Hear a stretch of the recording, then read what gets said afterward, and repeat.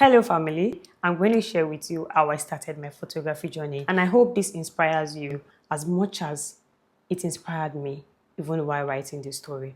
It all started in 2015 after my ND program. My friend's brother took me to one of his friends that could train me on photography. Along the line, I needed to return back to my HND program. My dad is not educated, so he wanted every one of us to acquire as much as knowledge that God could even help him to give to us. I went back for my HND program. After HND, of course, NYC came in. I served in Osogbo, Osun State. It used to be from my house to CDS, from my house to my PPA. The routine started like that.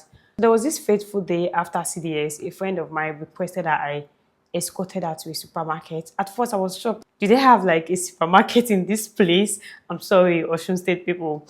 On arriving at the supermarket, I saw a banner in front of the supermarket. Something else nudged me to raise the banner up. I picked the number, I called the person, and I requested if he does photography training, and he said yes. Guys, guess what I did?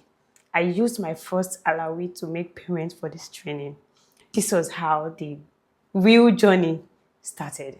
I started the training. The studio became my second home. My boss was the best thing that happened to me during my NYC. He took good care of me. I enjoyed myself. In fact, I never wanted to leave Osogbo, but lockdown started. I needed to go back home. On getting to Lagos, there was nothing I could do. I got my first camera as a gift from a very good friend of mine. But then I had a camera. I don't know anybody in Lagos. I started shooting my friends. I started shooting my families. It's lockdown now, so I just have people that I have around. Then I started using Instagram. I reached out to photographers telling them, oh, I do this, I can help you edit, I can help you do this, I can do that. That was how the journey started in Lagos. One fateful night, I sent a message to another important person in my life till today. I sent a message to him that I'm a photographer and I can do this like I used to say. Then he responded to me immediately saying he has a job. The second day, this time, dress code, black, the location, Marriott Hotel, the time, 7 a.m. And that was how I started. Oh, you wanted to hear that was how I started my photography or second shooting? No, that was how I started my light assisting job in Lagos. I was his light assistant for almost 15 months. But then, in the process, I was watching him. I was learning wedding photography. I was learning how we communicate with his clients. I was learning so many things. I started meeting people, second shooting, and doing that and doing that. And as God may have it, this is me right in front of you. I'm not where I want to be yet, but I know where God is taking me to.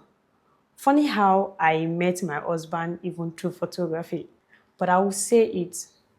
This journey might look so smooth as it sounds, or whether you think that I didn't go through phases that I wanted to give up. Yes, at some point I wanted to give up, especially in Lagos, but I strived. I tried my best. I couldn't. The passion was there. If there was even something that would make me not give up, is I needed money. I needed to eat. I needed to take care of myself. I think I was 24 or 25 at that time. I needed to take good care of myself. I don't need to depend on my family to take care of me. I needed to stand up for myself. This was how my journey started.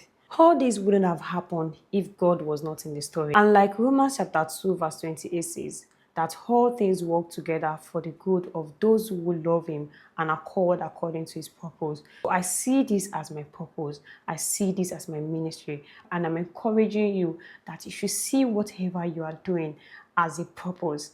Sit with God. Let God direct you. And I'm sure that you'll give your testimony. Thanks for listening to my story. And I'll see you in my next video. Bye.